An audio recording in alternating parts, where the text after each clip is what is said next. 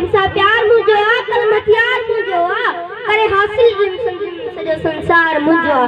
दोस्तों साथियों इल्म इंसान जितनी खाए छोटा इल्म इंसान के शिठे किने सच्चे कूड़े जालिम मजलूम कातिल मकतूल फोरू फुजल उदाई रोशनी हक नाक के विच में फर्क समझाए थी।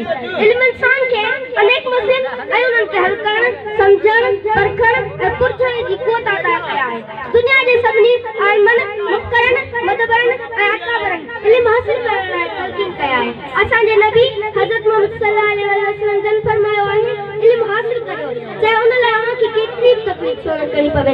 इल्म के एड़ी लाट आहे जेका पूरे जग के रोशन करे थी जेका समाज में नवान सतर की जुराऊं पैदा करे थी। एक कलम एक किताब एक उस्ताद किया भी मुद्दा समाज में इनकलाब आने संगता मुझे आवां की गुजारिश है इल्म जो रस्तो कदे न छजो हमेशा इल्म के पंहिंजे दोस्त करे रखजो चल हमेशा इल्म जी लाट व्यवस्था में बरन दी रहे। आखिर में होशियार चई जा वने मुझे मन जे मंदिर में मुझे मन जे मंदिर में सांझे लिखड़ो सुनो खाब खण कलम खोल किताब गठी आनी